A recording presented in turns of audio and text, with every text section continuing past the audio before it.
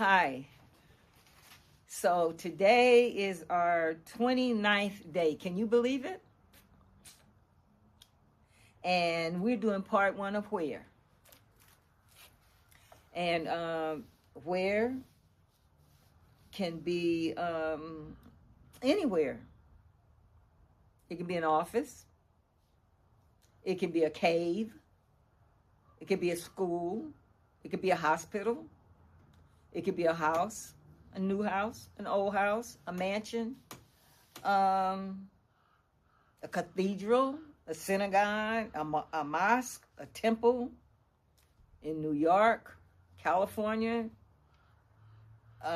Egypt, Paris, South Africa. It can be anywhere. It's where you and your character have gone to make your story work. That you already know where your character is located. And you should know where your character is going to travel to. If you don't, it's time to now write several pages with your character explaining where they are, why they're there, and showing us what they are doing when they move into new locations. So this is the part one of where your main characters and your antagonists are. Because remember, everything that you're writing about your protagonist, you're writing about your antagonist, because they are going to be in constant conflict. And we see the difference in their worlds. We see the difference in the way they look at their worlds. Because the antagonist is the rival. They're the opposite side of your protagonist. Your protagonist's actual antagonist could just be the opposite side of themselves in a psychological movie. The actual person could be working against him or herself. And the protagonist not aware of it. That's what they call having multiple personalities. The protagonist is receiving all these messages and different things, and they think they're coming from someone in the outside world. And the reality is they're coming from one of their personalities, one of their own personalities. And the story is about revealing how the protagonist discovers this about themselves. So there's really no limit to how a strong antagonist or rival is created. The only limitations lie within ourselves. If we're writing 3 stories, we should write them with 3 total different antagonists.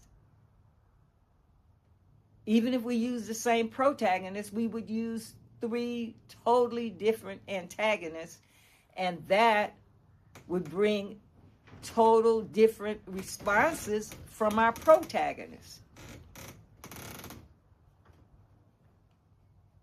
It would bring different reactions to surviving, because remember, our protagonist is constantly not just working on solving situations to to help humanity, but also to survive, because the antagonists a lot of times figure the easiest way to contain the situation is just to knock off the protagonist. That's the simplest way that they see of solving the problem.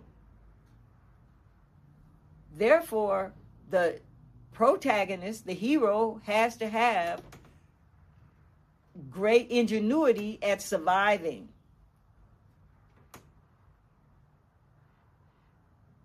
So that they don't get destroyed by the protagonist. A story is much more entertaining and interesting where the protagonist lives for another day than it is when the protagonist is defeated by the antagonist or the rival.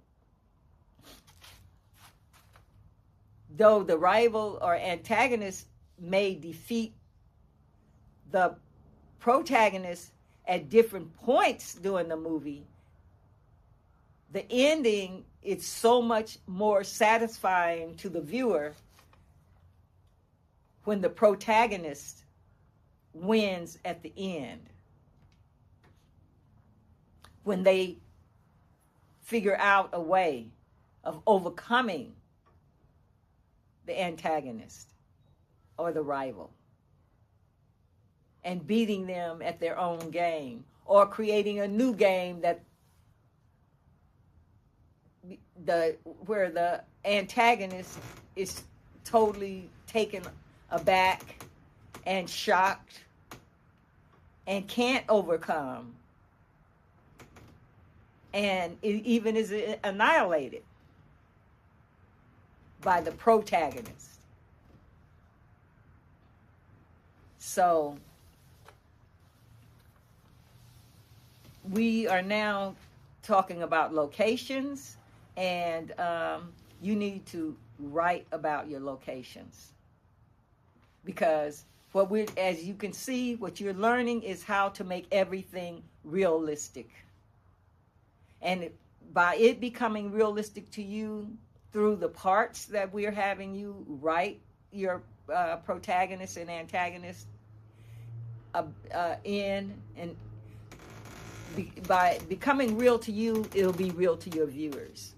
And once again, the more real your screenplays are to your viewers, the more likely they are to buy tickets. And the more likely your name means a satisfying situation for them.